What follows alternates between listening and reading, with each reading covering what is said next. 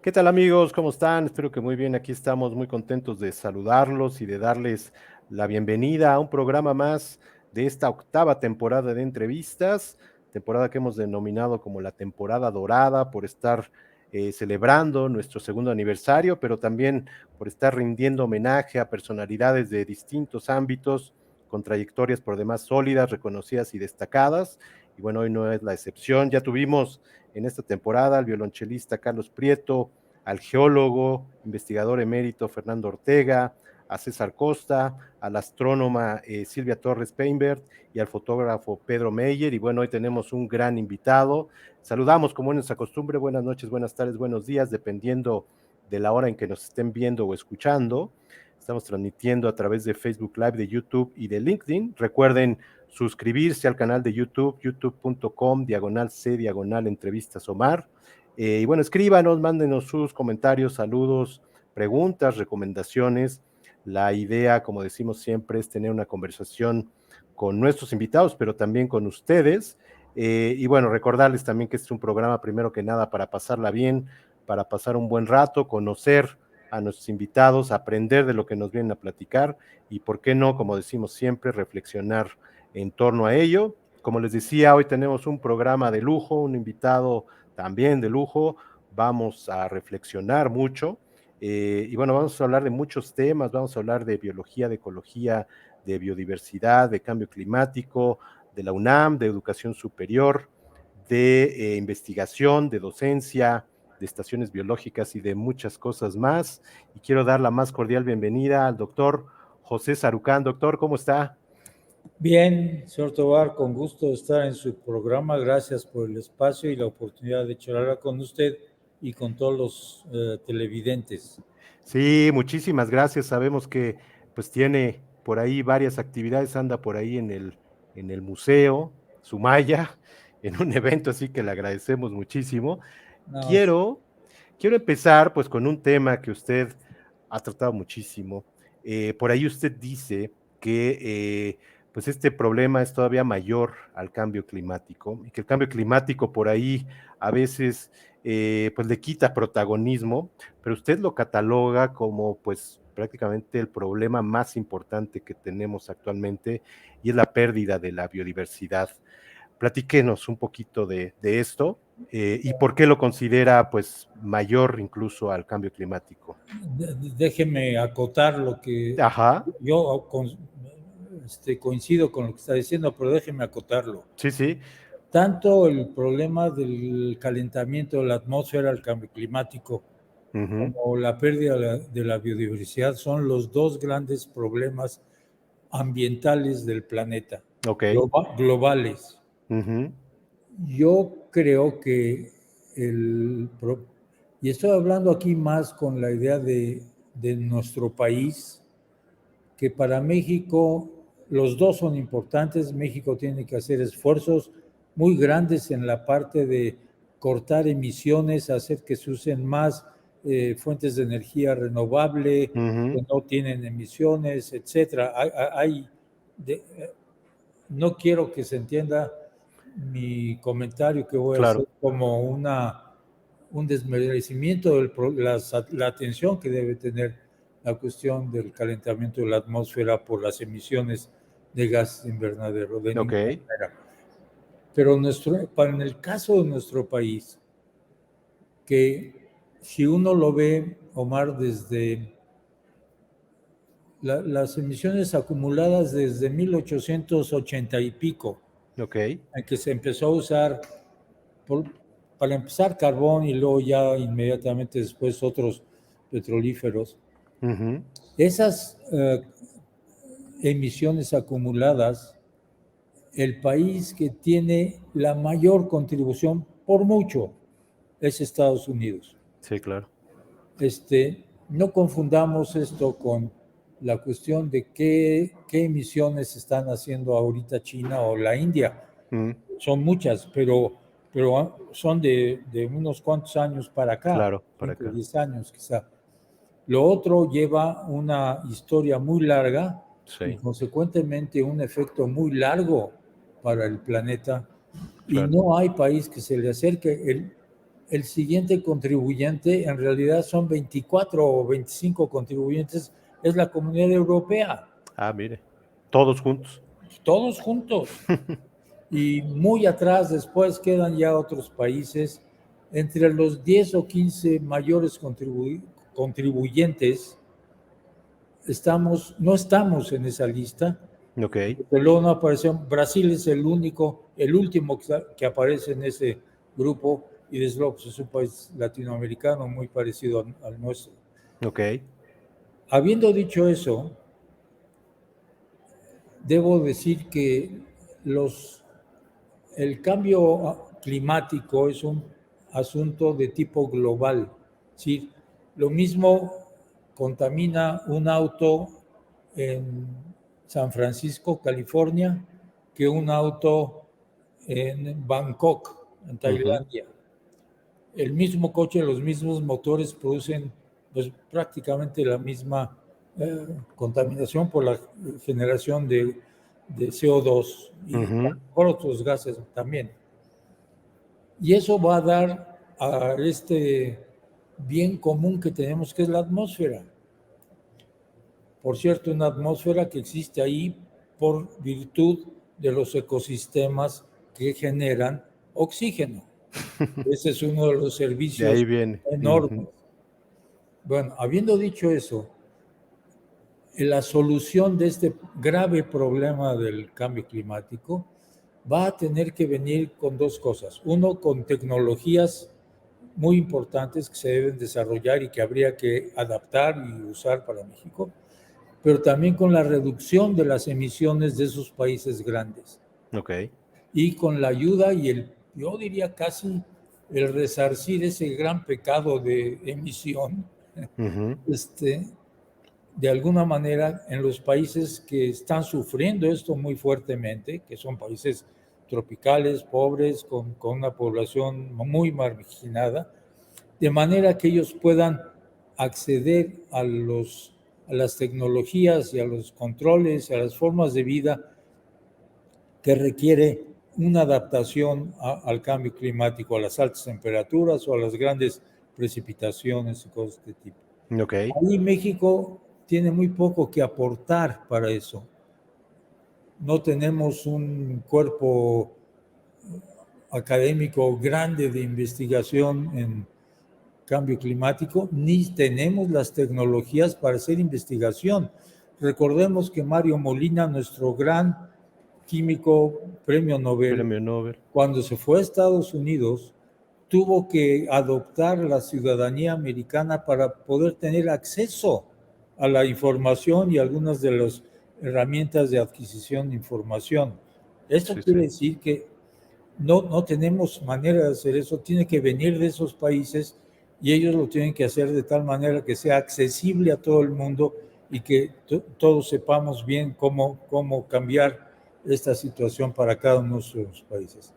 En contraste, los ecosistemas, la diversidad biológica de un país es una diversidad biológica muy propia. La que tenemos en México es muy diferente de la que hay en Canadá, y la de Canadá muy diferente con la que hay en Tailandia, y la de Tailandia diferente de la de Panamá, y así puedo recorrer los 100 y pico de países que hay en el mundo. Y además tiene otro elemento que es muy importante, que no es tan importante en el caso de la emisión de gases de efecto invernadero. Ese patrimonio, ese bien que es son los ecosistemas, tiene la interacción cultural de cada país. Y esto hace el problema más complejo, más difícil de darle una solución a todos. Cada una de esas cosas debe tener una solución propia. Y en el caso de México, quienes tenemos que hacer los esfuerzos de conservar esos ecosistemas y los servicios que nos proveen, somos nosotros en este país. Y nadie más. Pero déjeme decirle que este país cuenta con la mayor cantidad de información sobre la biodiversidad que cualquier otro país comparable a México tiene. Entonces, ahí tenemos una ventaja, pero también tenemos un capital humano no despreciable, porque en los últimos 30 años, 35 años, quizá 40, se han formado muchísima gente en todo el área de ecología, en diversas cuestiones, pero muchos de ellos dirigidos a cuestiones ambientales. Entonces hay, por así decirlo, un cuerpo de gentes conocedoras listas para entrar a toda una serie de programas de aplicación, de revisión, de verificación de que los proyectos que se están poniendo de conservación se pueden, están teniendo los efectos que dijeron que iban a tener, etcétera. Esta es una posición que tenemos que estar claros que nos da una situación privilegiada a México. O sea, siempre y cuando que esto se considere importante por el país, desde luego, ¿no? Entonces, por esa diferencia, no es que el cambio climático sea menos grave que la pérdida de la biodiversidad, pero nosotros en México tenemos muchísimos más remedios para conservar la biodiversidad que tenemos para arreglar el cambio climático global. Ese es mi punto, ¿no? Perfecto. Muy bien. Oiga, entiendo que México justamente creo que está entre los 7 países con mayor biodiversidad, ¿no? Sí, o 5. O 5 por ahí. ¿Qué tan grave es ahorita la situación en pérdida de ecosistemas y de biodiversidad? Bueno, déjeme darle un pequeño antecedente.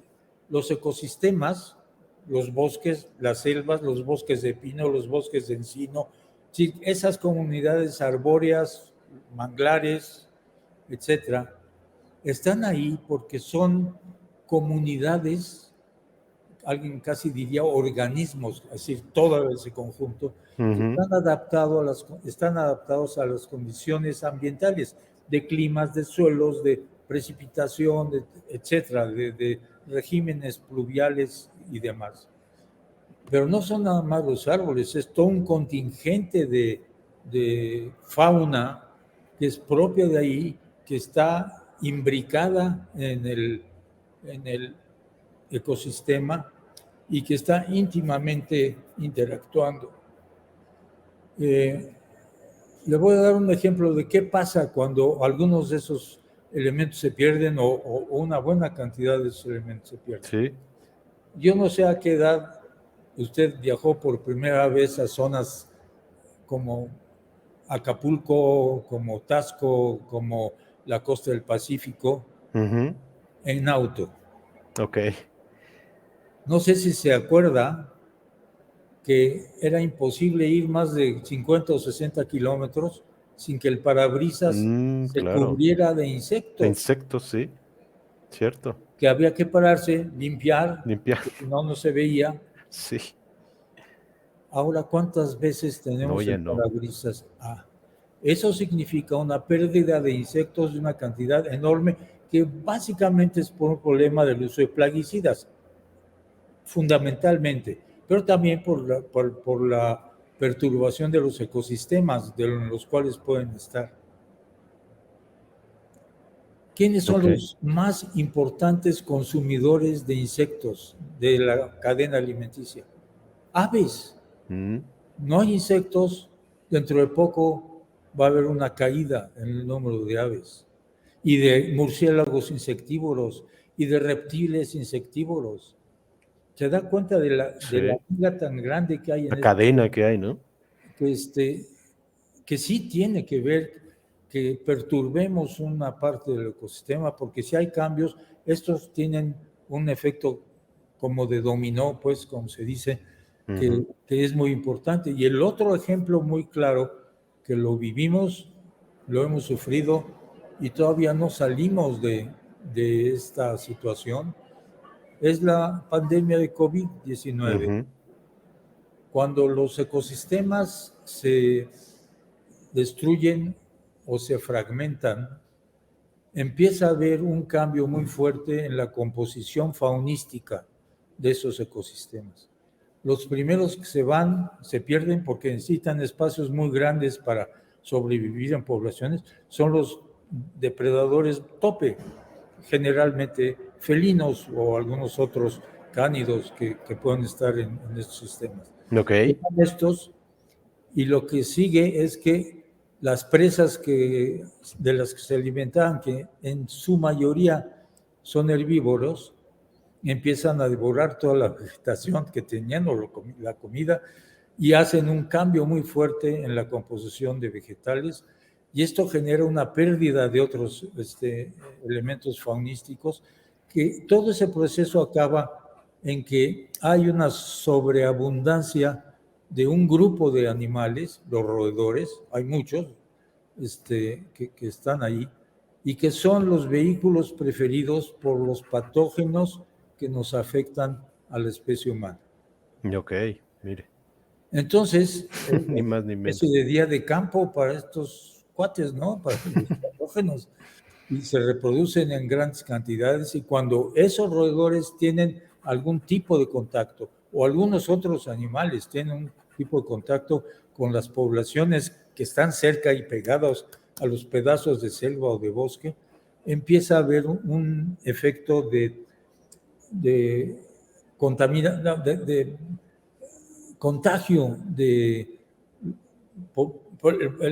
el caso más claro, para no confundir, fue la peste bubónica, la peste. Ujú. Y esto ocurrió, básicamente los registros más detallados que hay, porque ya había manera de hacer historia en la Edad Media, porque en los pueblos europeos, particularmente del norte, que acababan con los bosques porque necesitaban la madera para construir casas, para construir barcos, para calentar comida, para calentarse ellos, etcétera. Todo venía de la madera de los bosques. Acaban con los bosques y tienen una abundancia de ratas. Y las ratas van y se meten a las casas. Y las ratas llevan pulgas. Y las pulgas son los vectores que transmisores. Exactamente, son los transmisores de esto.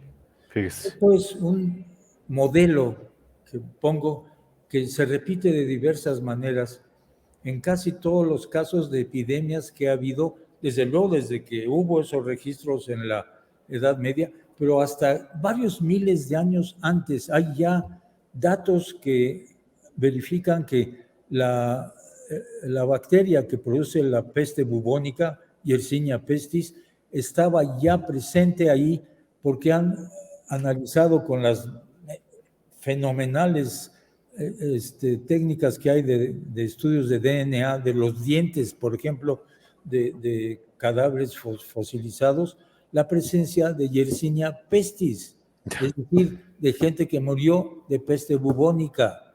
4,000 años.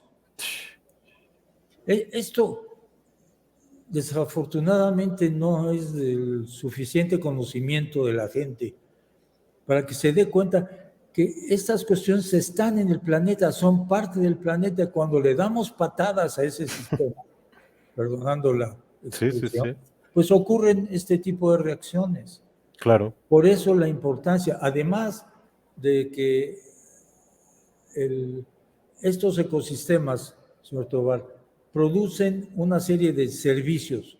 Ya comenté la producción de oxígeno. Yo quisiera saber quién puede vivir sin la producción de oxígeno en este planeta. Sí, ¿no? Claro. Ni nosotros, ni nadie más. Sí. Uno, disminuyen el CO2 que se está produciendo, pero claro, estamos produciendo tanto CO2 y estamos tirando tantas selvas y bosques que ya no se da abasto ese sistema para reducir la cantidad de CO2 que siempre existió en el pasado en la atmósfera, y que fue muy importante para que la atmósfera conservara una temperatura que favorecía la vida de muchos organismos, incluidos nosotros, ¿no? Claro. Y esto es una cosa que ocurre todos los días con la fotosíntesis que hacen todas las plantas, no solamente árboles y arbustos, sino también las mismas plantas cultivadas de las que nos alimentamos. Pero cada vez es menos capaz de reducir el volumen de CO2 que está sacando. La tasa de producción de CO2 ha ido aumentando sin parar, década tras década, y eso quiere decir que es una especie de depósito en el banco de la estratosfera de CO2, para empezar, pero también de otros gases como el metano, que se produce fuertemente en un sistema de producción ganadera donde los rumiantes emiten cantidades importantes de metano por varios orificios, voy a ponerlo, y también por un fenómeno que está ocurriendo ahora, que con el incremento de temperatura, las zonas de permafrost en donde había bajo la superficie hielo permanente todo el tiempo, con la tundra, la taiga en las zonas de Siberia, en el norte de Canadá, etcétera, está empezando a derretirse. Y al derretirse, el metano surge. Yo le puedo enseñar videos, no es el momento de hacerlo, en los que la gente en Canadá van a estos lagos, que ya antes era hielo, se hace agua, y está burbujeando y le ponen un cerillo y sale una llamarada. Es el metano. Claro. Imagínense la cantidad que está saliendo permanentemente, día tras día, de burbujas de metano que se están mandando a la atmósfera. Sí, claro. Eso es otro problema en la relación también entre la pérdida de biodiversidad y el aumento del cambio climático o de los gases de invernadero que generan el cambio climático. Claro. El otro servicio que tenemos es el agua. El agua no se da en los tinacos, no se da en las presas, se genera por la captura que los bosques hacen en las partes altas de las montañas, que es donde normalmente llueve. Amortiguan la caída del agua, a veces por huracanes, a veces por lluvias normales, amortiguan la caída y hacen que el agua baje lentamente o sin tanta fuerza, caiga en el suelo y se percole hasta los acuíferos y a los ríos y a los lagos que nos proveen el agua. Quitamos esos árboles y la fuerza de la lluvia lo que hace es llevarse el suelo en unas cuantas horas con todo y agua al mar. Entonces perdemos suelos fértiles y perdemos capacidad de volumen de agua utilizable por el hombre. Otro servicio enorme que pues la mayor parte de la gente, no por ignorante, sino porque no ha tenido la oportunidad de ver datos de esto, simplemente no lo toma en cuenta y piensa que al abrir la llave, pues hay alguien que seguramente le está proveyendo el agua y luego vienen toda una serie de problemas de lo que cuesta el agua y cómo no me voy a meter ahorita a esas cosas de la economía del agua. Es todo un tema importantísimo y ya estamos viendo las crisis del agua y en nuestro mismo país, en el norte, en el estado de Nuevo León, hemos tenido eso y esperamos que no se repita. Pero la única forma que no se repita son dos. Uno, que ya no deforestemos particularmente las partes montañosas, que es donde llueve, porque es donde se condensan las nubes y cae agua. Claro. Y segundo, porque realmente tengamos una política pública de protección de todos los ecosistemas arbóreos, forestales, para llamarlos de alguna manera, que tendríamos que tener. Claro. Déjenme hacer un pequeño paréntesis. Las plantaciones de árboles van muy bien para poder recuperar un poco del suelo que se había perdido con las lluvias e irlo restaurando. La restauración del suelo toma décadas, si no es que siglos, para poder volver a tener el suelo fértil que había antes. De tal manera que hacer plantaciones pues puede estar bien, pero nos va a durar 100 y pico de años. Lo que tenemos que hacer es conservar los ecosistemas que tenemos. Y ahora meto otro elemento más, es que 60 o 70% de esos ecosistemas arbóreos pertenecen a comunidades indígenas, rurales, etcétera, que viven ahí y que saben cómo aprovecharlo y que no tenemos políticas públicas adecuadas para inducir el uso de esos ecosistemas sustentablemente. Entonces, esto es realmente una gran llamada de atención, porque curiosa y además incoherentemente, podría uno decir, los mejores ejemplos que hay de conservación certificada y de uso sustentable con beneficios económicos para las comunidades están en México, Ya, fíjese. en comunidades forestales.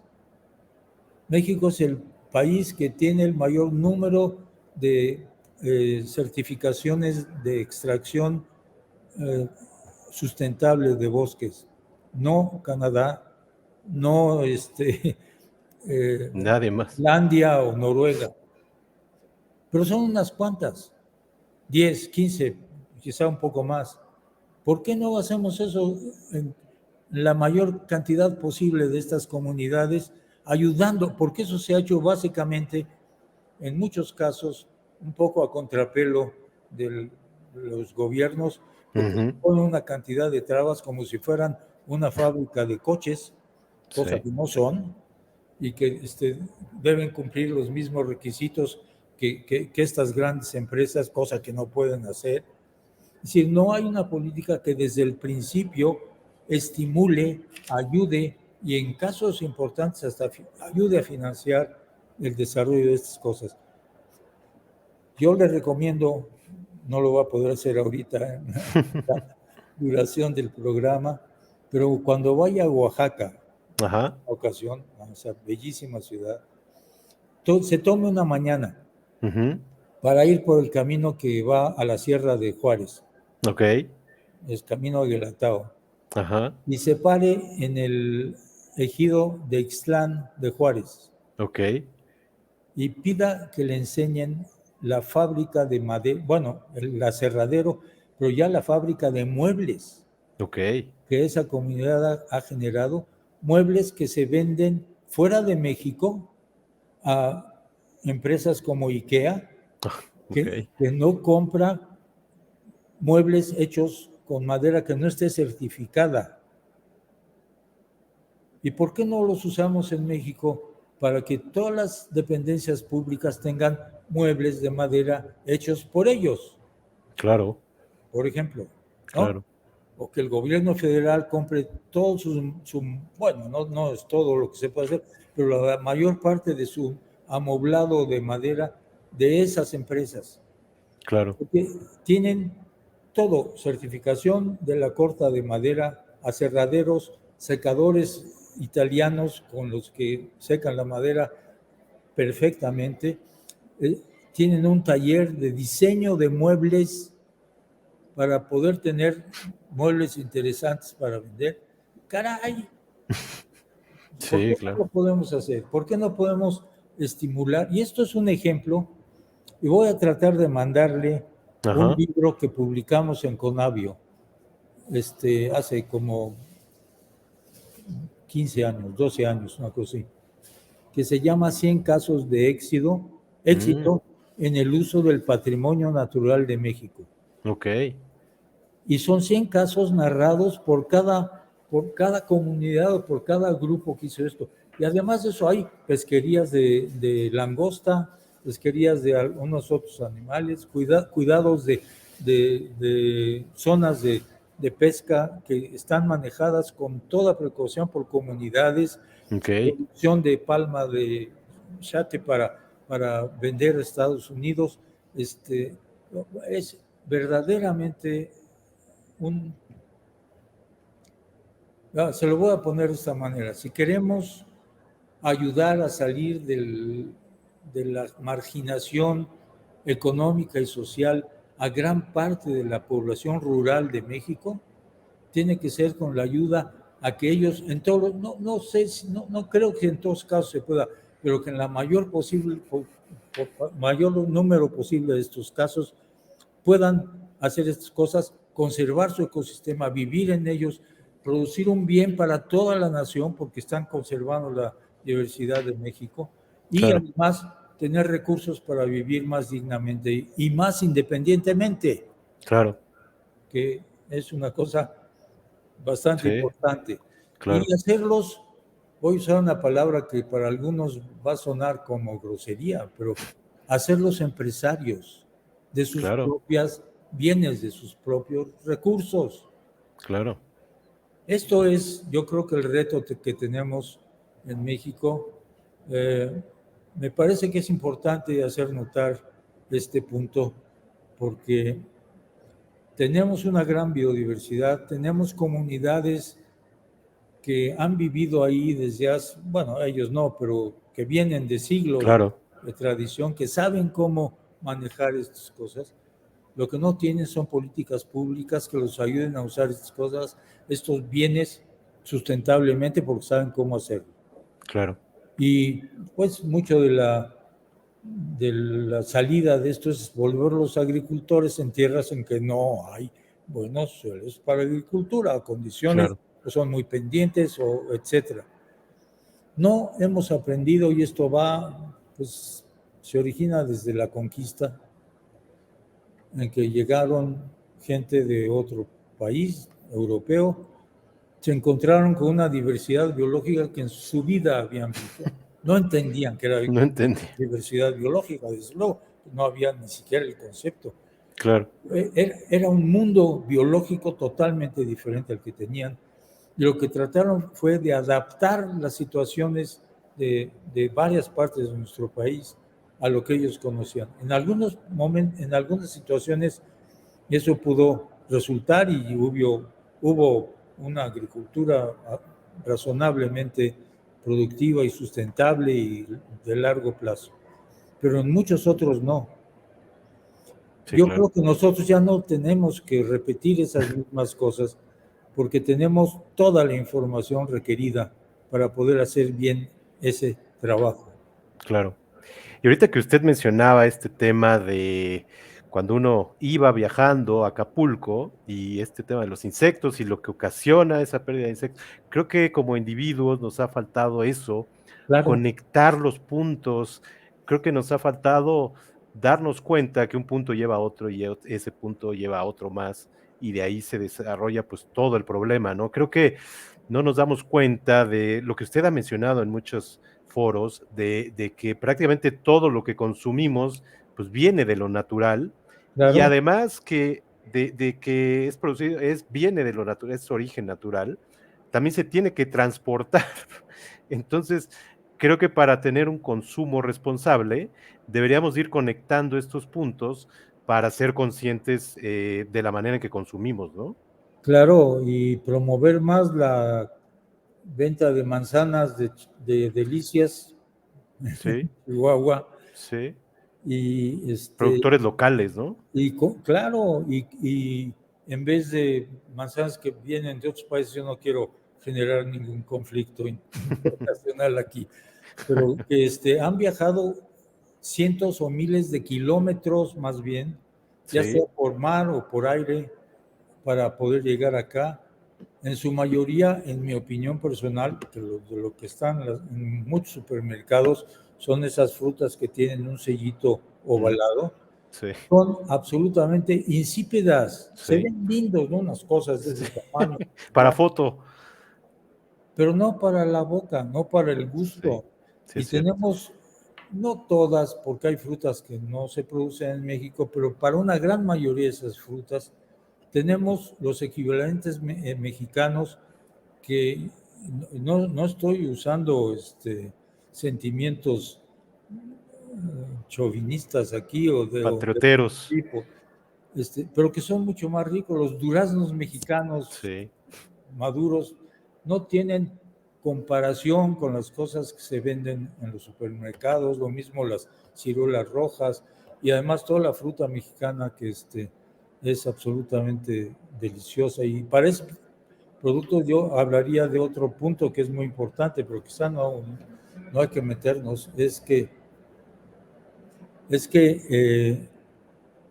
este país, aparte de tener una gran diversidad biológica silvestre, ujú, orquídeas, cactus, arañas, murciélagos, reptiles, víboras, etcétera, es el, uno de los 4 centros de domesticación de plantas del mundo. mm, ¿Qué hubo? nada más. Ajá. Y también un centro de origen de la agricultura, porque la agricultura se originó desde luego hace muchos miles, un par de miles de años en otras partes, especialmente en esto que se llama la creciente fértil, partes del norte de África, etcétera. Pero con la migración de los seres humanos hace unos 40 y tantos mil años al continente nuevo, también se hicieron desarrollos agrícolas. Y México es un sitio en donde eso ocurrió y la milpa es un ejemplo de esto. Claro. Y del cual yo creo que tenemos que aprender. Pero lo que tenemos que aprender es otro eslabón más. Perdón, me estoy moviendo de una cosa a otra, No, está pero está perfecto. íntimamente conectada, que es Sí. la gastronomía mexicana, reconocida mundialmente como un bien intangible, es De la bastante tangible, humanidad. de la humanidad, y que además tiene la virtud de esa comida ser mucho más sana que la que se está comiendo ahora, que está traída de otros lados, con modas de otros lados y con productos de otros lados. Sí, claro. Hay, Claro. hay una cadena basada en esos recursos naturales que tenemos, que hemos olvidado, que no se han cuidado por toda una serie de razones de comercialización, etcétera. Alguien puede decir, es que es encerrarnos. No, no es encerrarnos, es tener comercio internacional y cambiar Claro. cosas, pero con mucho más sentido de lo que nos conviene, de lo que es importante para México y de la protección de las cosas de México y el estímulo a que la gente pueda hacer comida mexicana en la mesa la mayor parte del tiempo. Y Claro. en esto no se ha hecho nada. La industria alimentaria de México se debería meter a ver cómo hace para producir comida que se pueda meter al horno de microondas y salga. No nada más un platillo de frijoles refritos, sino toda una variedad de alimentos, porque las madres que ahora trabajan, afortunadamente muchas de ellas tienen hijos, tienen que cuidar a un marido y además su trabajo, no Claro. tienen el tiempo para hacer la comida que requiere de mayor tiempo para Mayor estas tiempo, cosas. claro. Pero lo que lograríamos es que con ingredientes mexicanos producidos por agricultores mexicanos, pequeños agricultores, debo decir la mayoría, podemos tener los ingredientes para que esos alimentos se puedan desarrollar en un proceso más avanzado no quiero decir industrializado, porque no es la palabra que me gustaría usar, pero que la industria alimentaria realmente ponga a la disposición de la gente en México y que yo creo que no se darían abasto porque serían tan buenos y tan famosos que la demanda afuera sería enorme, ¿no? Claro. Sí. A mí me gustaría mucho ver una concatenación de estas cosas de esta manera, porque tenemos manera de hacerlo Claro. y sin violar ningún acuerdo, a lo mejor modular algunas de estas Modificarlo. cosas de acuerdos comerciales que yo creo que con toda justificación se podrían lograr y que nos daría la posibilidad de mantener a la población rural que está en el campo, que son los pequeños campesinos, que son los que producen la mayor cantidad de comida para la gente en el mundo. En el mundo. ¿Ya? Esto es una cosa que salto a otro, pero tiene que ver. Un estudio de la FAO en el que fue 2014-2015, por primera vez reconoció que la agricultura familiar, que le llaman ellos, que es la agricultura de los pequeños productores, produce más alimentos en el mundo que la agricultura tecnificada. Sí, sí. ¿Qué huele? Sí. Bueno, ¿por qué no Claro. asumimos estas cosas, no ciegamente, inteligentemente, y las empezamos a impulsar y a motivar en nuestro país? Y Claro. esto es biodiversidad. Cuando yo les digo hace un día, no voy a decir en dónde fue, pero en un lugar donde había gente fundamentalmente de educación universitaria. Ok. Hice una pregunta que hago con frecuencia en las charlas que doy y les pregunté, ¿quiénes de ustedes se sienten animales primates? Dos manos se levantaron y tampoco voy a decir de quiénes, porque ya saben eso. Y después empezó otra mano por atrás y había como 150 personas y otra por atrás y luego unas cuantas más. Luego se dan cuenta, porque si yo les pregunto a las mujeres quién se siente mujeres, todas van a levantar la mano. Y a los hombres quiénes son, todos van a levantar la mano. ¿Por qué no la levantamos cuando eso es lo que somos? Sí. Porque somos producto de ese proceso evolutivo de este planeta que empezó hace 4.500 años y que de esos organismos unicelulares primitivos hemos llegado a la maravilla de la diversidad ecológica que encontramos ahora, que por cierto es la más grande en la historia del planeta. Fíjese, ¿No? paradójicamente. Y nos damos cuenta que realmente somos parte integral de este sistema vivo que es el planeta y no los reyes de la creación que tienen a su disposición toda la naturaleza para hacer lo que quieran con ella. Claro. En estos días que estaba preparando el programa, pues reflexionaba un poco de cómo el cerebro humano, que como usted dice, ha tardado años mucho tiempo pues ser lo que es ahora, nos ha llevado a un desarrollo y ese desarrollo nos ha llevado, paradójicamente también, a separarnos de la naturaleza y a no ser conscientes, lo que dice usted, de que somos parte de ella y de lo importante que es la naturaleza, ¿no? Entonces, paradójicamente, pues este desarrollo nos ha llevado por otros lados, ¿no? Claro, y es también, tengo que decirlo y espero que nadie se ofenda, pero es la indoctrinación en la que la mayor parte de la gente sufrimos desde el primer día que estamos en una cuna en la casa. Sí.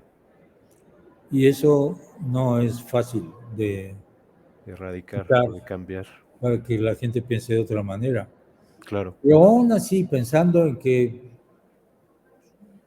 con algunas religiones los seres humanos estamos en el planeta por alguna acción extrafísica, extranatural, divina, algunos dirían. Incluso en esos casos darnos cuenta de que dependemos totalmente del sistema natural de este planeta en el que vivimos. Claro. Y que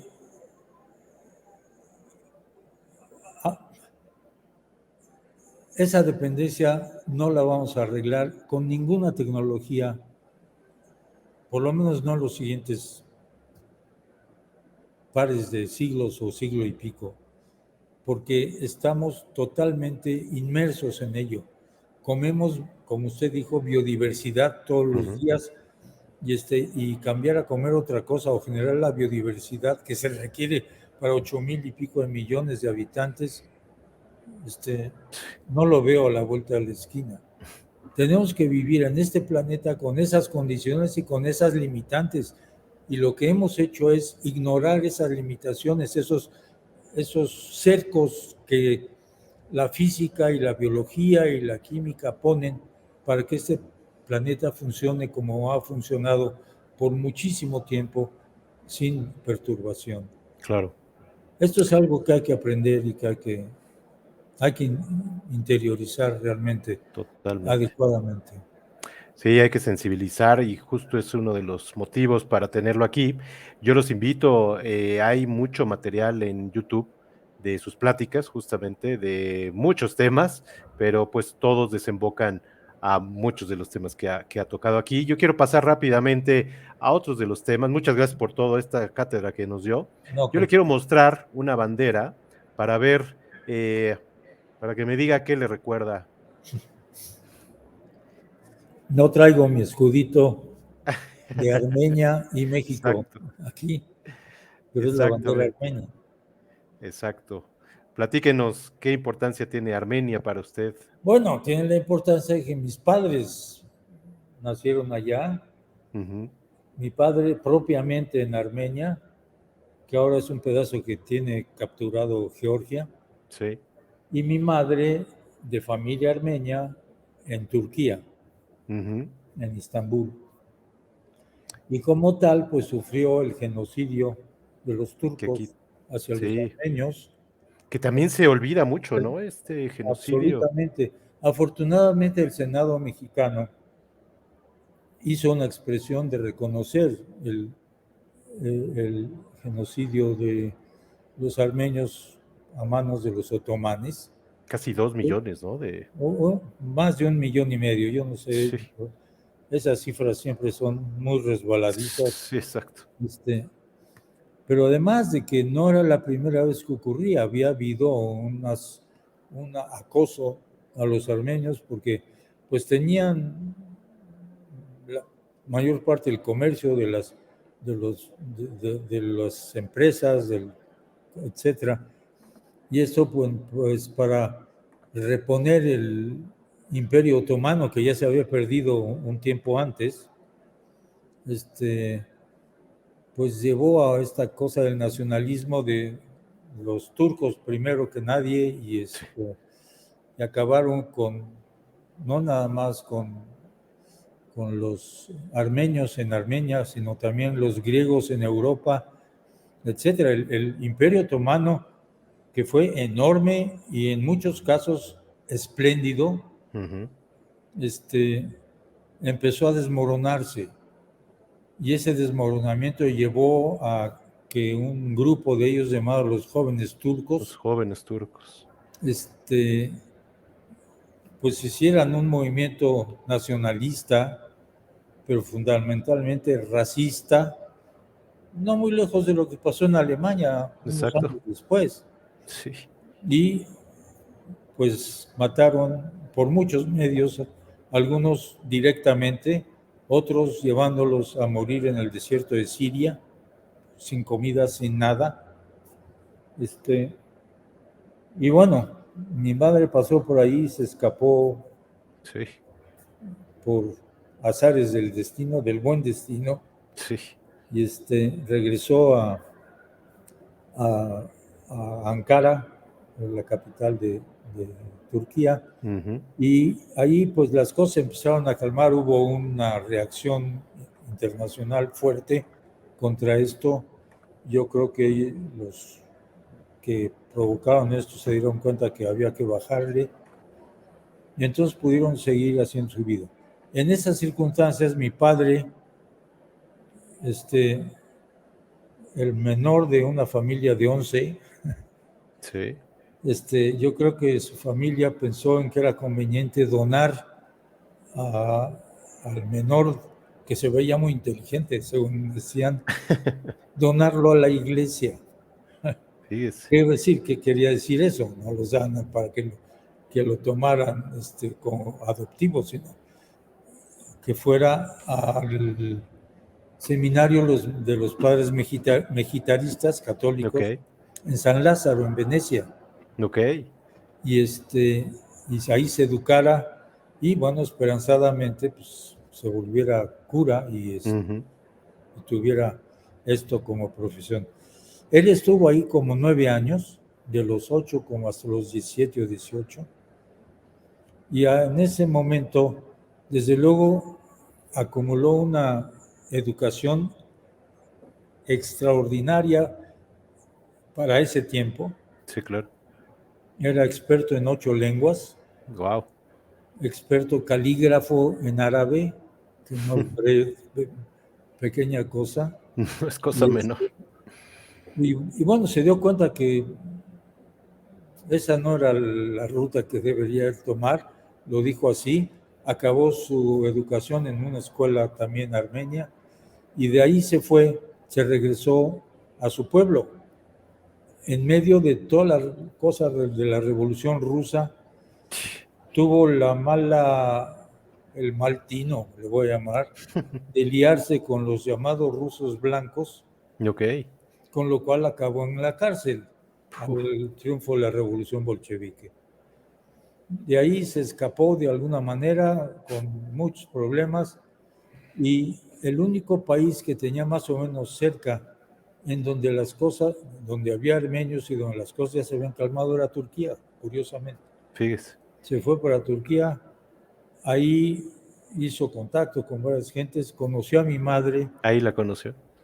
y bueno, pues tuvo lo que pasa entre gentes que se quieren, se unen, y mi padre dijo, ¿por qué no hacemos una cosa? Me voy a ir a México, te vas allá y de ahí nos vamos a Estados A Unidos. Estados Era lo que Unidos, hacía la ¿verdad? mayor parte de la gente que salía y que no podía entrar directamente a Estados Unidos. Claro. Y de hecho, él viene a México por ahí del 24, 25, en una situación muy turbulenta también en este país. Sí, claro. Pues no había nadie que contratara a un tío que hablaba 8 idiomas, ¿no? Y entonces hace una diversidad de trabajos, etcétera, y, y hace que mi madre lo alcance en el 27, 28, Ok. llega a Veracruz, ella tiene que casarse por poderes, bueno, se casa allí en una oficina y y cuando sale dice, muy, son marido y mujer. ¿Cómo? ¿Dónde está mi vestido de novia? ¿Dónde está la iglesia? Ella era católica y, y estaba esperando otra cosa. Y Claro.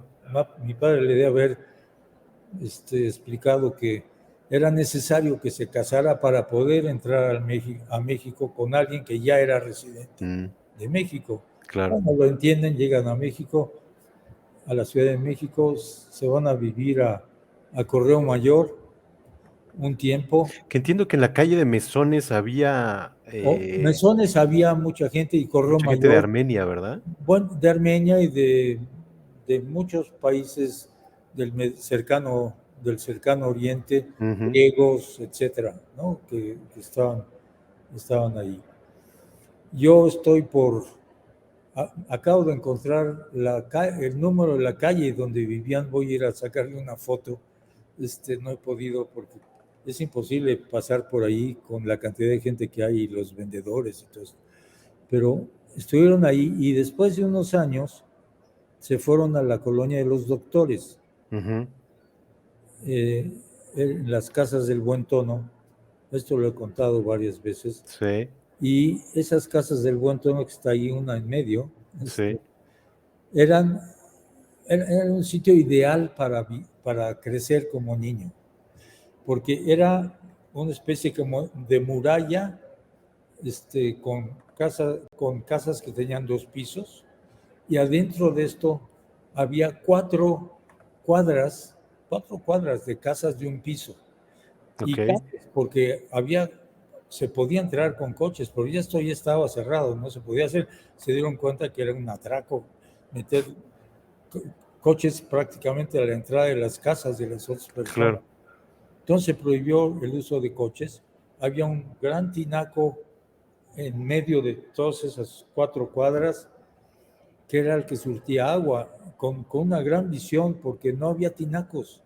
Fíjese. Era una colonia sin tinacos, porque el agua bajaba con suficiente presión para poder entrar a todas las casas, que eran todas de un piso, evidentemente. Y bueno, vivir ahí hasta los, ¿qué fue? Hasta los 17 años, que fue cuando... Mire, aquí le quería mostrar a una persona que fue importante para su estudio en el Cristóbal Colón, ¿no? Así es, Cuando Juan muere su Bulbulián. padre. Exacto. Don Juan Bulbulián, no puedo leerlo, pero lo reconozco. Sí, es él justamente. No, don Juan era armenio, y él fue una de las personas que introdujo a mi padre con los lasallistas. Él era religioso lasallista, porque resulta que necesitaron la traducción de unos textos de griego al español. Y dijo don Juanito, como le llamaba yo, yo conozco a alguien que puede hacer ese trabajo. pues ¿quién es? Que venga. Y llamó a mi padre y fue y les tradujo todo el material que tenían de griego al español. Estaban encantados y luego le dieron otras cosas de ese tipo. Y así se hizo una relación que produjo que yo iniciara mis estudios de primaria con ellos. Uh-huh.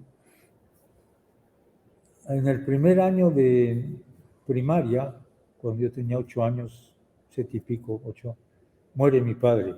Uh-huh. Muere de cáncer, que desde hacía tiempo ya tenía. Es más, en los 2 últimos años de su vida, pues yo prácticamente no lo podía ver. No estaba en un hospital, no había para un hospital. Claro. Estaba en casa. Y bueno, mi madre no quería que entrara y lo molestara y esto. Y entonces mi conexión con él fue realmente muy breve. Uh-huh. Él muere cuando yo tenía un poco menos de 8 años. Entonces mi madre va al Colegio Cristóbal Colón, que era donde yo estaba primero, y les dice que me tiene que sacar porque no pueden pagar la colegiatura, no había dinero en la casa. Uh-huh. Cuando mi padre muere con todo el gasto en medicinas y todo esto. Sí, claro.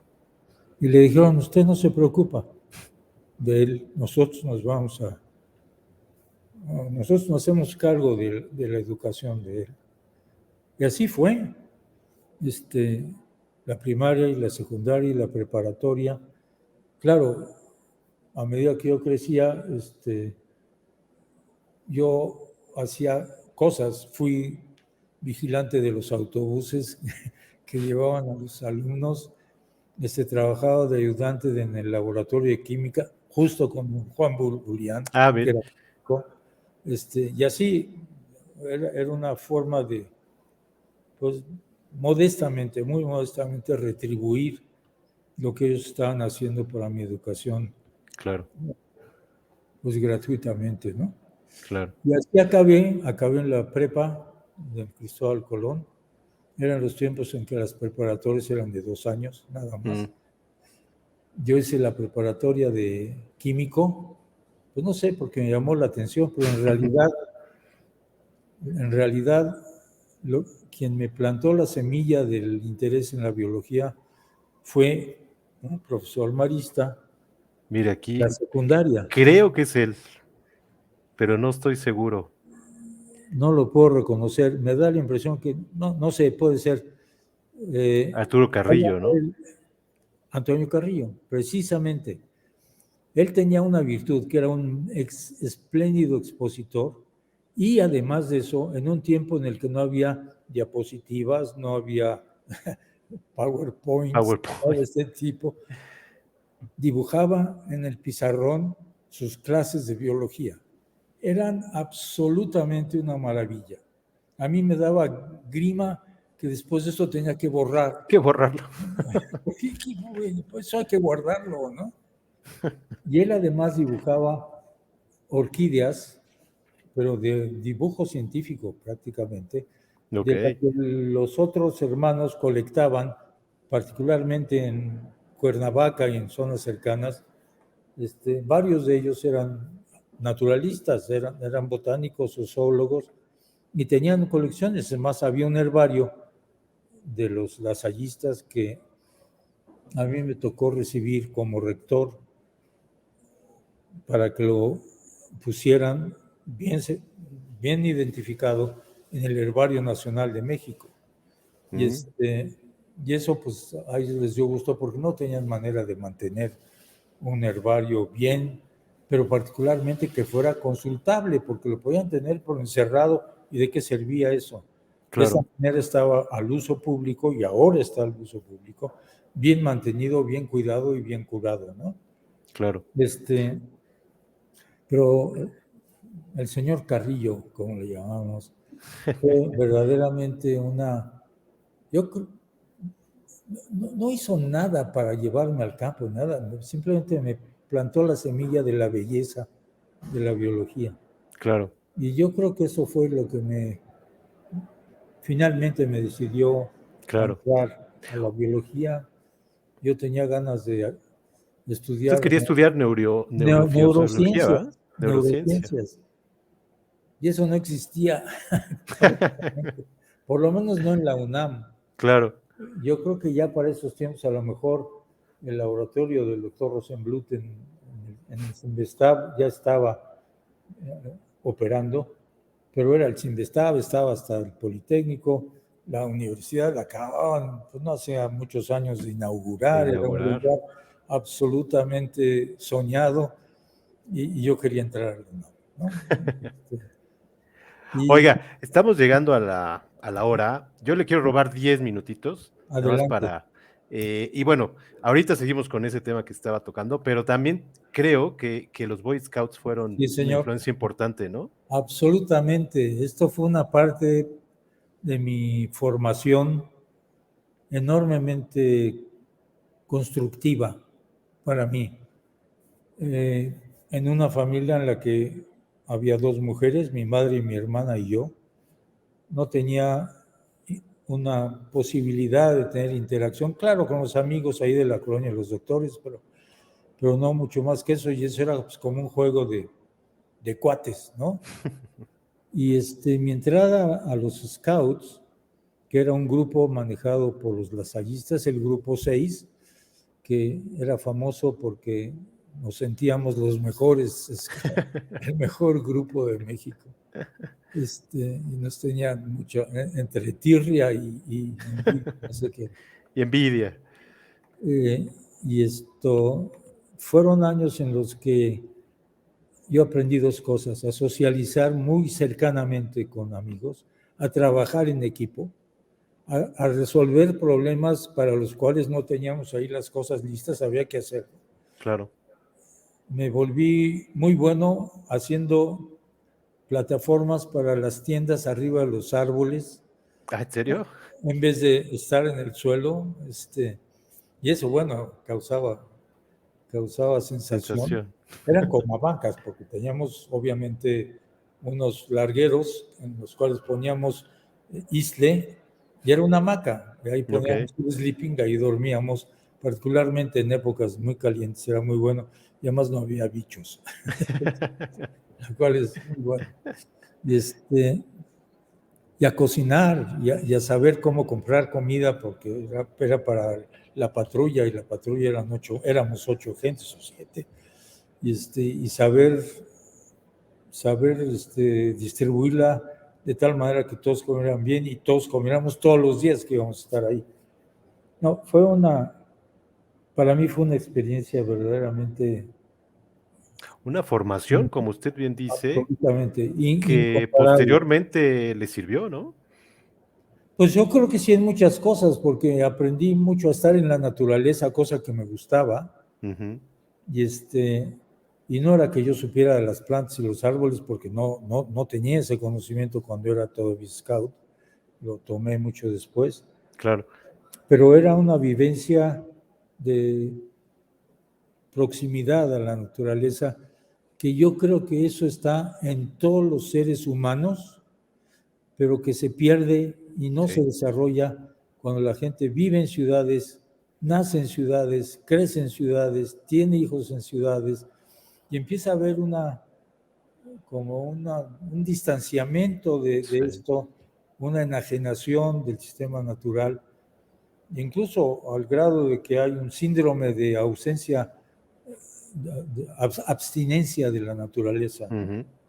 Que bueno, los psicólogos saben de esto, yo no soy psicólogo, pero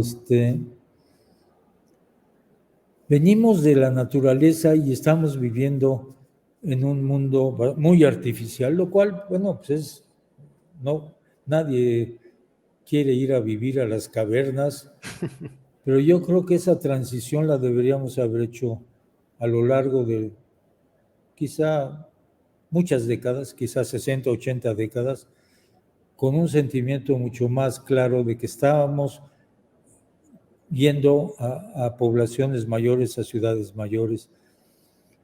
La especie humana se desarrolló en grupos humanos chiquitos, pequeños. La familia, desde luego, era el núcleo, puede ser una familia de pocos o una familia de muchos, pero y algunas de esas familias se fundaban en comunidades, pero eran grupos de 100, 200 personas máximo. Y había mucha interacción, mucho conocimiento, todo el mundo se conocía, todo el mundo se ayudaba. Y de manera, yo diría, bastante abrupta, pasamos a un desarrollo más tipo urbano, con un crecimiento poblacional absolutamente exponencial, y hubo un desgaje de esto, yo creo que muy importante, en el sentido que ha cambiado mucho nuestras maneras de vivir y nuestras maneras de concebir dónde estamos y el planeta en el que estamos. Claro.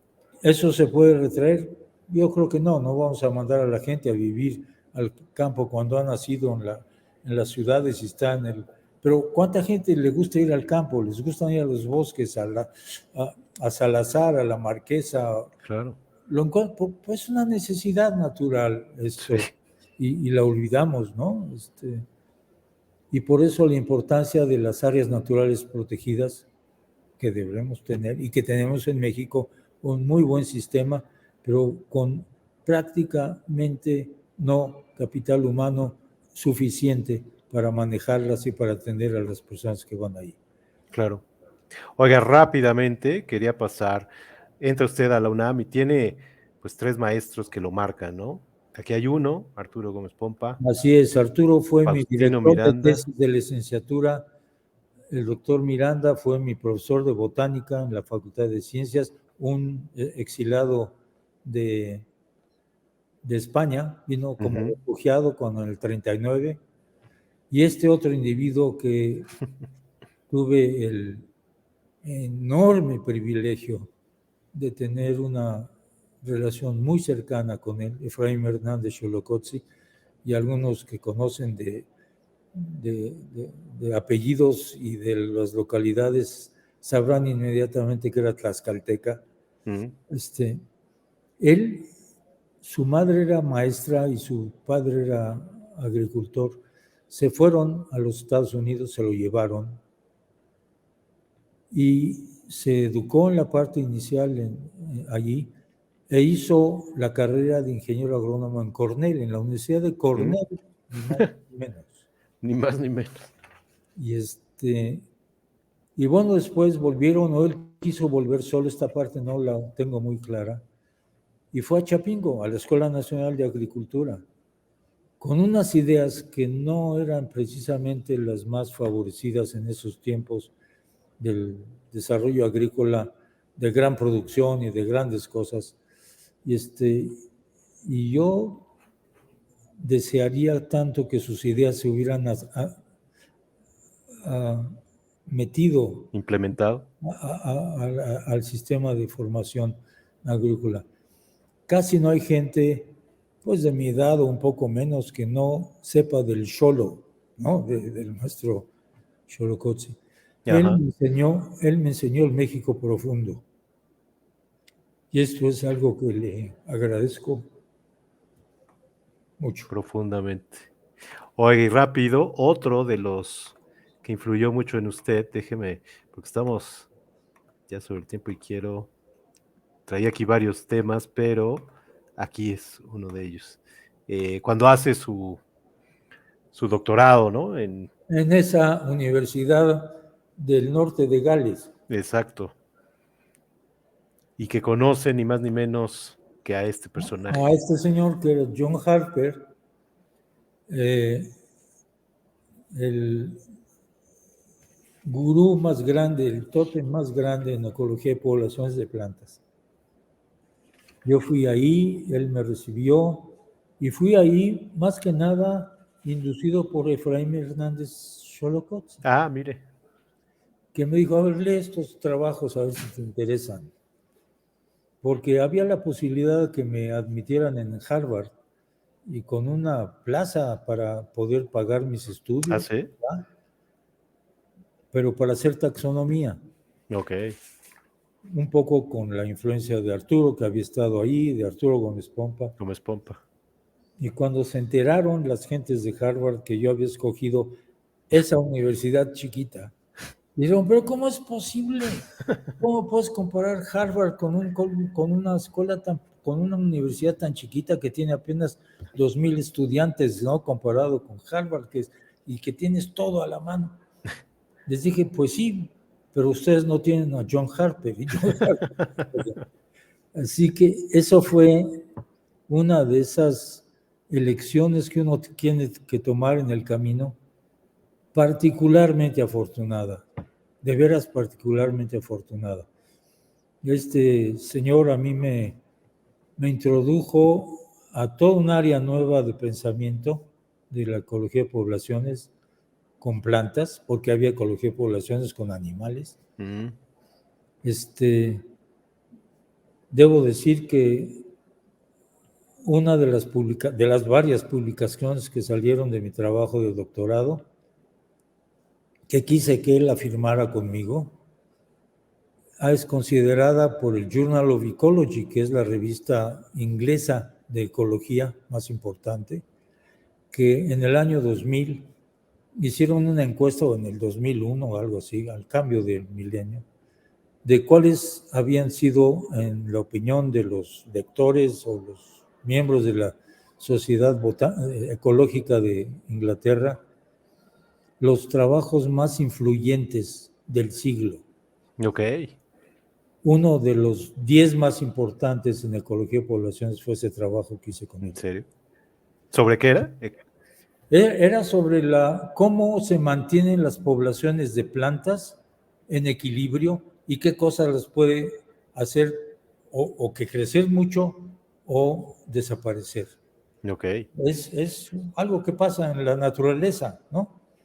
Y aquí, en vez de hacer una ronda de casas del 18, señora Martínez, ¿cómo está? ¿Cuántos hijos tiene?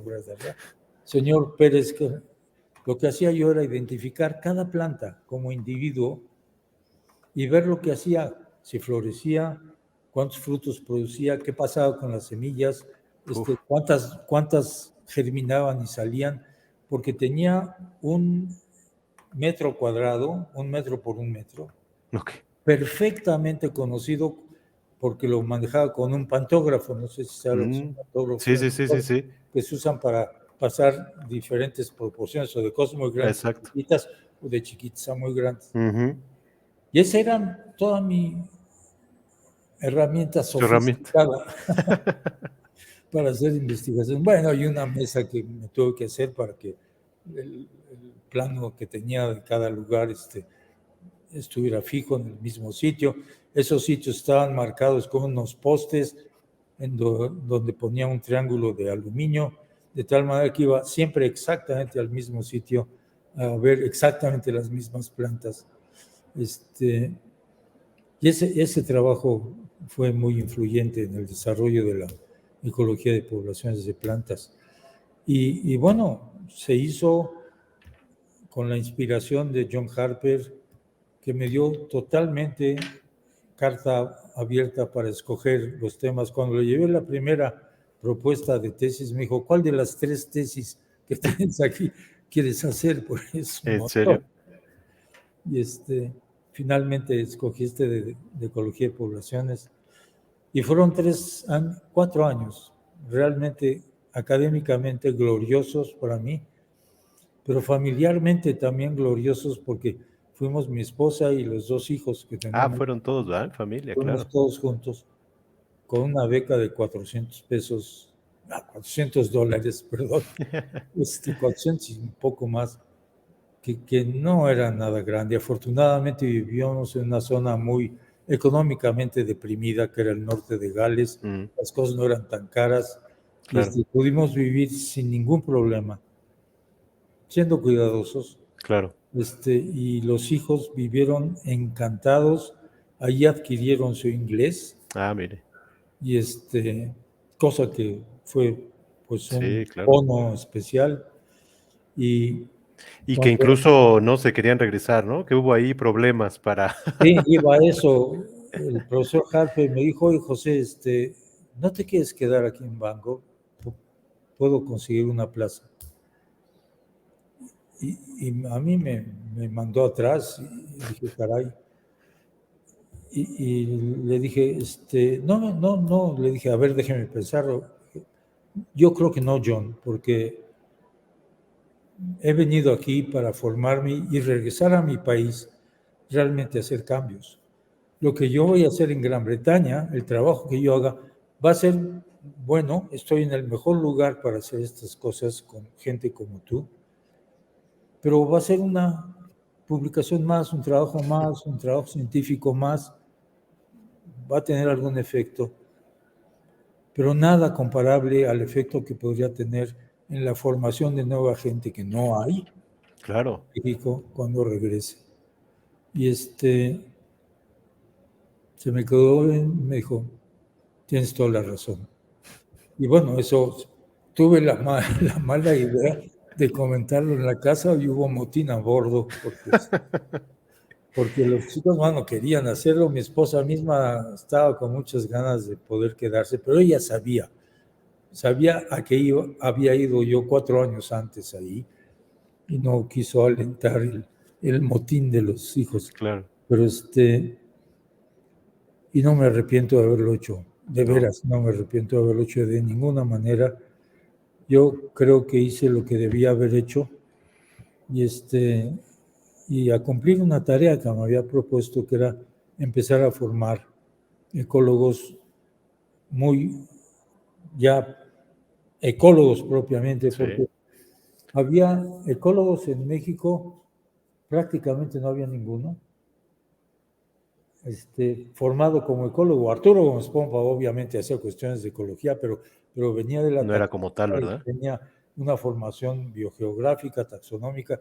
Gonzalo Harter, que era el otro, que era también un experto en insectos y en rodacacas, los mayates que mueven los mayates. Las boñigas de las vacas, para que es una manera de entrar en ese ciclo del ecosistema de pasturas. También era entomólogo básicamente, pero que con interés ya a esas alturas en trabajos ecológicos que veía que se estaban haciendo en otros lados. Y así, yo creo, espero que no me equivoque porque no me gustaría hacerlo, fui la primera persona que llegó con un doctorado propiamente en ecología. De hecho, sí, así está. Y de hecho, de ahí empecé a formar un laboratorio de ecología en el Instituto de Biología. Yo tuve una beca del Consejo Británico que fue espléndida, 80 libras, y pedí ayuda. No había CONACYT en ese tiempo, todavía. Había el Instituto Nacional de la Investigación, INIC, de la Investigación Científica. Mandé una carta con mis pequeño currículum de vida que ya tenía. Ya tenía unas cuantas publicaciones en México. Y me dijeron, no, pues está bien, sus publicaciones van bien, creemos que tiene usted la capacidad, pero le debemos decir que tiene que buscar otra área, porque la ecología no es una prioridad para formación en México. Estoy hablando de 1957, en donde pues ecología era algo así como una palabra extraña, ¿no? Casi, no sé de qué tipo. Entonces, hubo un cambio en el Instituto de Biología de director. Entró el doctor Agustín Ayala, que me conocía, y me dijo, oiga, yo sé que usted se quiere ir a hacer un doctorado. Le dije, sí, tengo ganas, pero no puedo. Pero la ecología no es un tema. Tengo que ir a Harvard porque no hay otra manera. No encontré una beca y pues es imposible, tengo que ir con mi familia. Me dijo, ¿qué tal si yo le consigo una beca a la UNAM? Órale, vamos.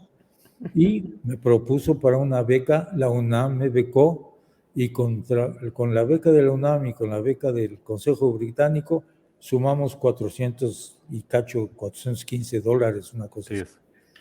Yo dije, listo, me voy a Gran Bretaña, pues, seguro, ¿no? Y eso fue lo que pasó. Así fue, ¿verdad? Así fue, regresé al Instituto de Biología porque el propósito muy sensato de Agustín Ayala era mandar a formar gente nueva, porque el Instituto de Biología eran básicamente personas que trabajaban en una taxonomía bastante modesta en algunos casos. Algunos eran expertos de su campo, pero no salían del conocimiento de cierto grupo de insectos o de cierto grupo de reptiles o de aves. Y él quería abrir esto mucho más. Y cuando supo que yo estaba interesado en ecología, inmediatamente fue por la razón por la que me ayudó. Volví al Instituto de Biología como investigador en un año complicado porque era el año en que don Pablo González Casanova tuvo que lidiar con el problema del Stunam y de toda una serie de cosas, que finalmente pues, tuvo que dejar la rectoría. En su lugar entró Guillermo Soberón, y Guillermo Soberón nombró como coordinador de ciencias a Agustín Ayala Castañares, quien dejó el Instituto de Biología y se fue para allá. Entonces me tocó un cambio ahí en el Instituto de Biología.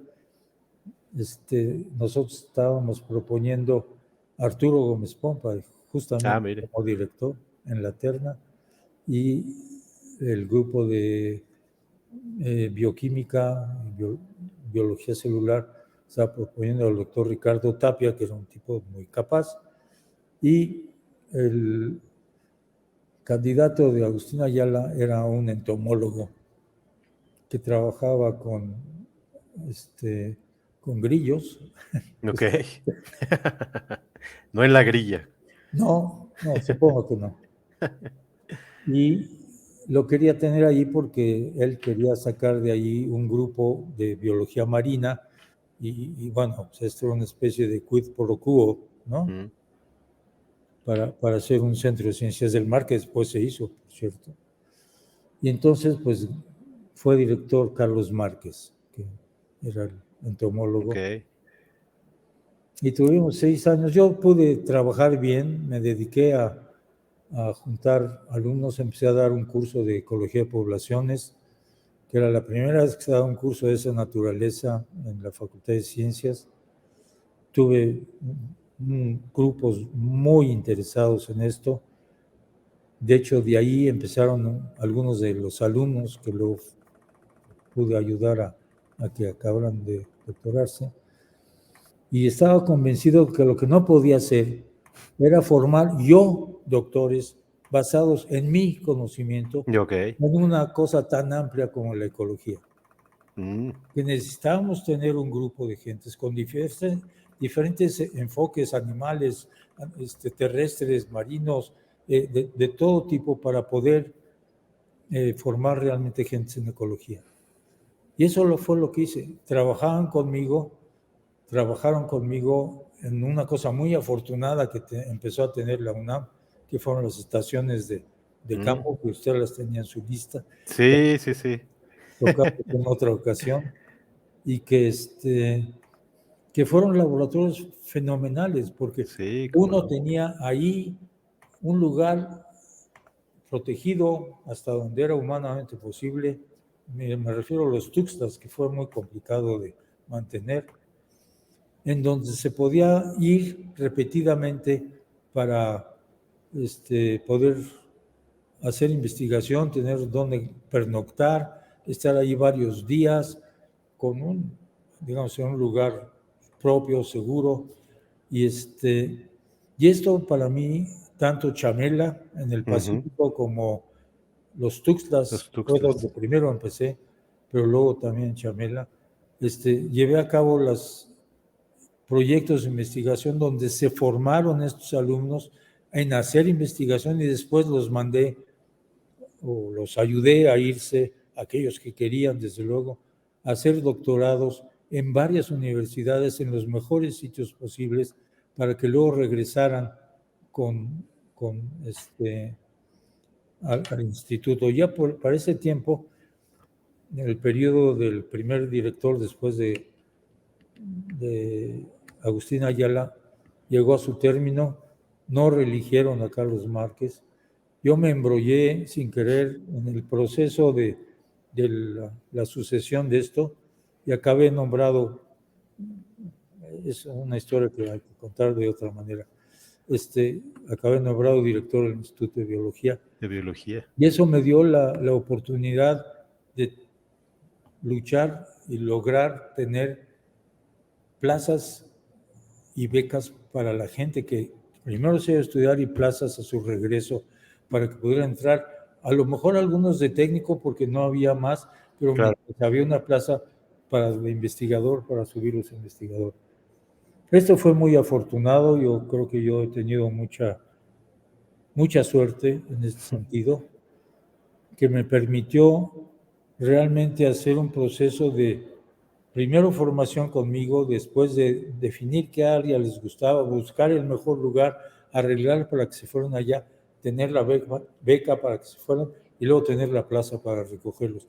Esto es un ciclo que no es sencillo de lograr. Sí, no, claro. Yo creo que ahora todavía quizá más difícil, no lo sé. Pero sí. fue lo que me permitió empezar a formar un grupo que se pudo salir del Instituto de Biología como centro de ecología, porque ya teníamos, digamos, la masa crítica de investigadores. Ese grupo ha sido quizá el centro de investigación que más rápidamente se ha convertido en instituto por la productividad y por los alumnos que teníamos. En esas alturas se echó a andar el primer posgrado en ecología en México, que es el que está ahora funcionando. Vigente, ¿verdad? En el Instituto de Ecología. Y eso fue una maravilla porque ayudó a promover más y más y más nuevos investigadores, nueva gente de esos niveles. Claro. Y esto a su vez ellos se fueron a otros lugares y ha ayudado a una expansión, le voy a llamar, de gentes capacitados en estas áreas de primer nivel realmente, que que tengan una injerencia, un trabajo, una inmersión en planes de conservación, de restauración, de manejo sustentable, etcétera, en muchos campos en México. Claro. Esto fue un periodo muy afortunado. No puedo más que reconocer una gran suerte en haber tenido las condiciones para esto. Alguien dice que no es suerte, es reconocer cuando se pueden hacer las cosas y hacerlas. Yo creo que sí. Pero también yo creo que hay una parte de suerte importante ahí. Y bueno, ya después vinieron otras cosas después Vino por aquí esto, unos años después, sí. ni más ni menos que la rectoría. Yo rápidamente quería pasar este tema muy rápido. Quería preguntarle quién es Josefa Lucán. ¿Cómo consiguió ese nombre? Ya ve. Bueno, eso pasó cuando el doctor Carpizo anunció que él no deseaba reelegirse, cosa que Exacto. nos sorprendió a muchos, porque pues ya había echado a andar un congreso universitario y entonces él anunció que varios de sus colaboradores, entre los cuales estaba yo como coordinador de ciencias, eran las personas que había que pensar como posibles candidatos, además de unos cuantos más. Y pues dieron nombres, ¿no? Miguel José Yacamar, José Narro, y Josefa Lucán. Yo creo que el teléfono por el que estaban hablando no era muy bueno. Y la persona que tomó los datos, en vez de entender José Sarucán, entendió Josefa Lucán. Y es como un poco de broma, digo, es la primera vez que no nada más me cambian de nombre, me cambian de sexo. Sí, eso es una cosa chistosa, cómica que ocurrió en ese tiempo.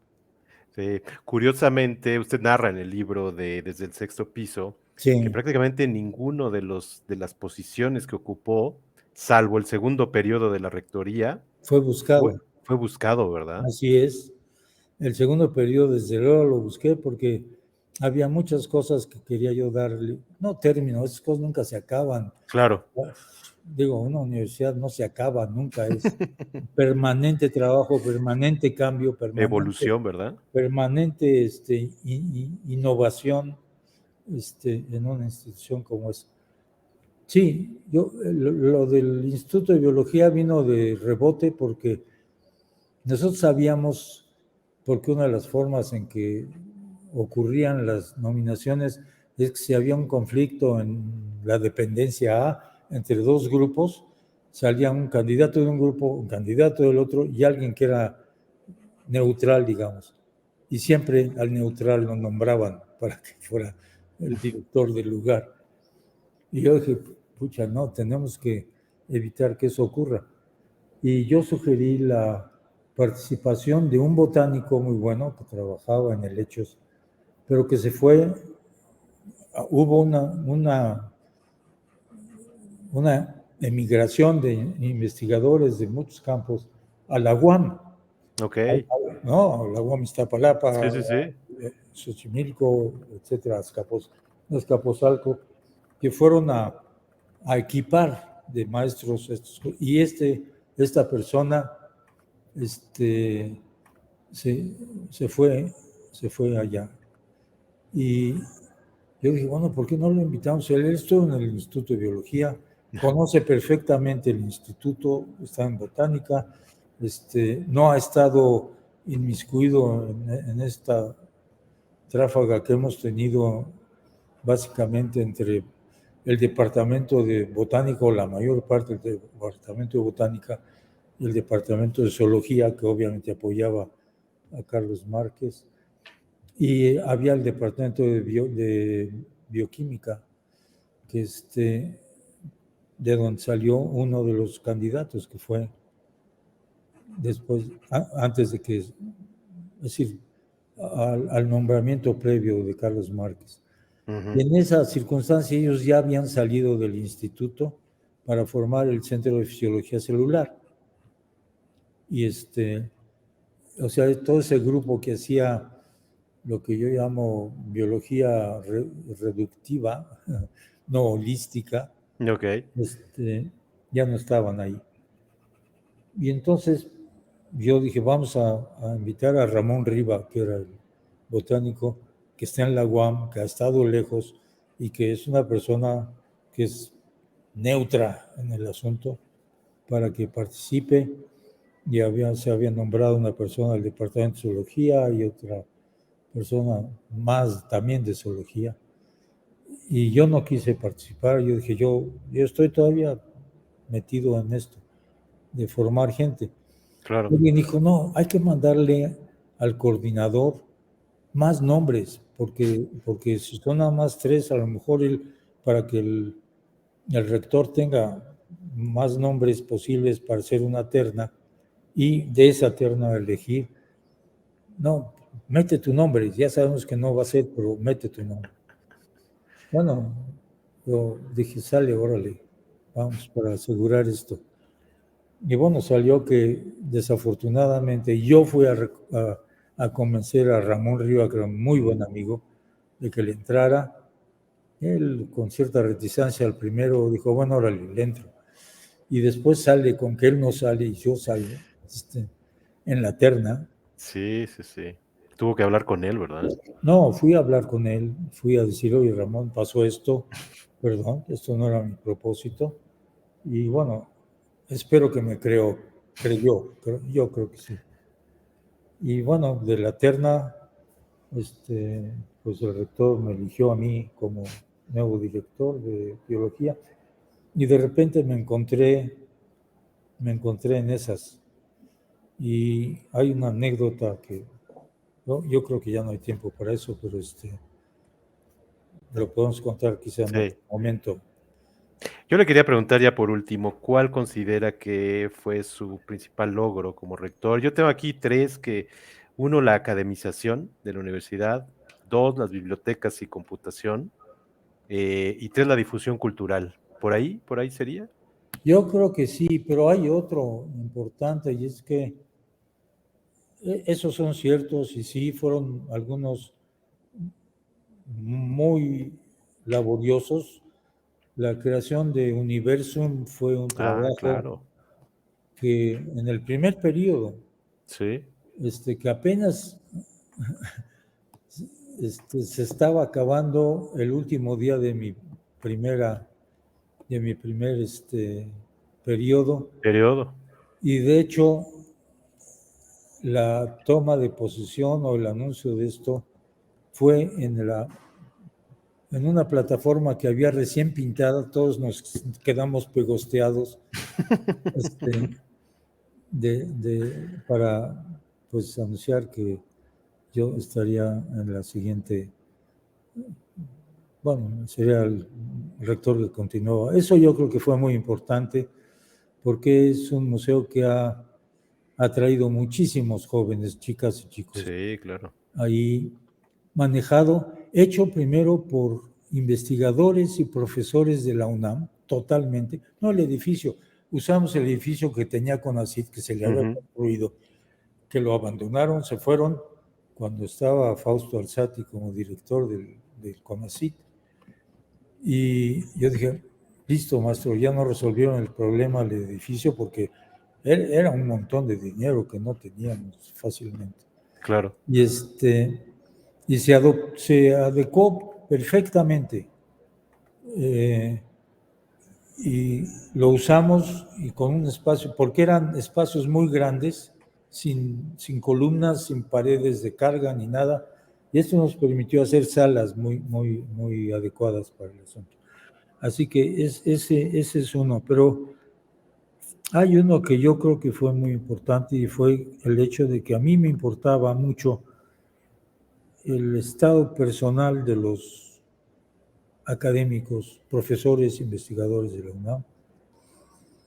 Hice enormes esfuerzos para lograr aumentos salariales con la SEP y cada vez me decían, sí, tiene razón, ustedes tienen muchas cosas que hacen bien, pero si les damos a ustedes un aumento de X, se va a multiplicar por no sé cuánto para todo el sistema universitario. Y decía yo, ¿por qué tienen que hacerlo para todo el sistema universitario?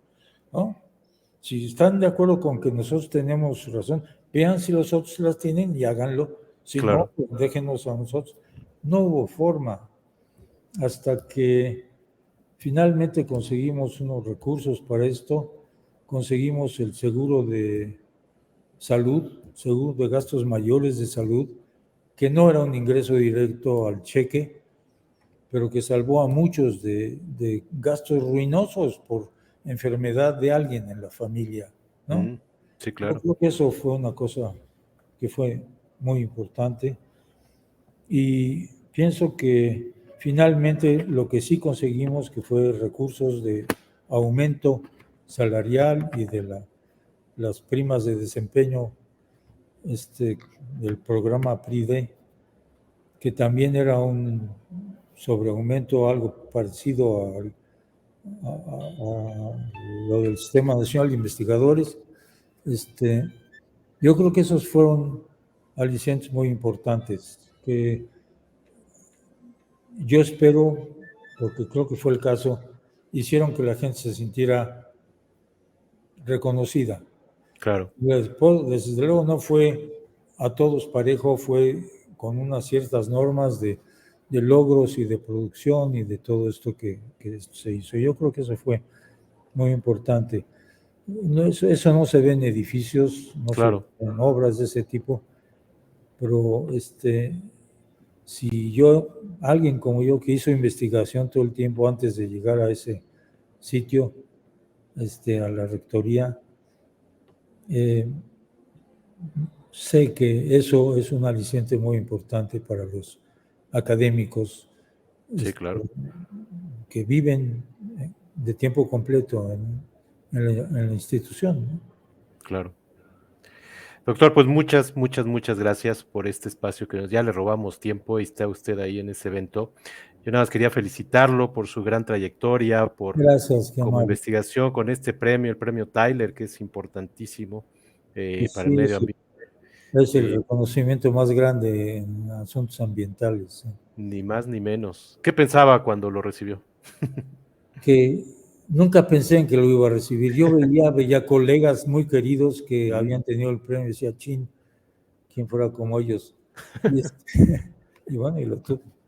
Mire, pues muchas felicidades por su trayectoria, muchas gracias por este Gracias, al espacio. contrario, Omar, Nos gracias por... escribieron muchas personas, pero ya no da tiempo. Vamos a seguir todo lo que usted hace. Ya no hablamos de Conavio, pero bueno, ese legado importantísimo. Se le agradece. Y bueno, todo lo que usted traiga a la mesa, sobre todo en temas de biodiversidad, con lo que empezamos, que es importantísimo Me dará para un todos. gran gusto porque la sociedad mexicana tiene que entender una serie de asuntos acerca de la necesidad imperiosa de conservar nuestros recursos naturales, tanto los silvestres, los bosques, las manglares, las selvas, etcétera, como los recursos naturales modificados por nosotros, por la humanidad, que son las plantas cultivadas. Todas las plantas y los organismos cultivados y los organismos domesticados vienen de especies silvestres. No existían antes de la presencia de los humanos en esto, Fíjese. o de la presencia ya avanzada, obviamente, de Ujú. la capacidad de los humanos. Y pero vienen de esas especies silvestres. Y Conavio tiene identificadas la mayor parte de todos los parientes silvestres de todas las plantas cultivadas de México en todo el país. Y cada una de esas está adaptada a diferentes condiciones de suelo, de ambiente, de clima, de todo. Entonces, si queremos tener genes que sirvan para modificar las plantas cultivadas a ciertos cambios, ahí tenemos el banco genético más grande, nuestro natural, en nuestro territorio. Totalmente. Pues nuevamente muchas gracias, muchas felicidades. Gracias. Estaremos siguiendo todo lo que haga y bueno, gracias a todos los que nos vieron o escucharon, ya sea en vivo o en las retransmisiones. Gracias a los que nos escribieron, por aquí lo estaremos leyendo. Cuídese mucho, doctor. Que esté Gracias, muy Omar. bien. Mil gracias por el tiempo y por su conducción tan sensata Ah, del tema. Muy amable. muchas gracias. Gracias. Gracias a usted, cuídese mucho, que tenga buena noche. Gracias a Gracias. todos, hasta luego. Bye bye.